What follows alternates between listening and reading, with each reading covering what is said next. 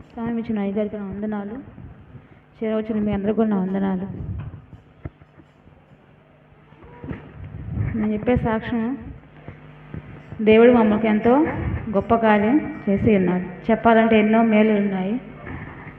కానీ దేవుడు మమ్మల్ని ప్రేమించి మాకు ఎక్కువగా ఆశించిన దానికంటే ఎక్కువ బహుమానంతో మమ్మల్ని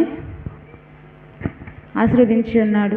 మీరు మా పట్ల చేసిన ప్రార్థన, మీరు చూపించిన దయ, దేవుని మా కృప మాతో ఉంది కాబట్టి ఎందు నిమిత్తమో మేము అనుకోలేదు. కానీ ఆశ్చర్యంగా మళ్ళీ మాకు మూడోసారి పాపనిచ్చి ఉన్నారు.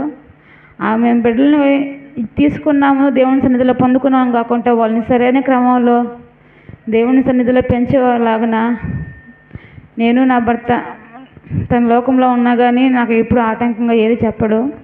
కానీ తను కూడా కొంచెం కొంచెంగా చర్చకి వస్తున్నాడు. ఏదో అప్పుడప్పుడు కాకుండా ఇలాగే వారంగా మా కుటుంబం అంతా ఈరోజు సన్నిధిలో ఉంది. అందరిని బట్టి ఇంకా సంతోషంగా ఉంది. ఏది కొదువలేదు. అందరూ ప్రతి ఒక్కరూ సన్నిధిలో ఉన్నారు. అదేవిధంగా వారం అంతా వాళ్ళు కూడా సన్నిధికి వచ్చుటకు మీరందరూ మా కోసం ప్రార్థించండి.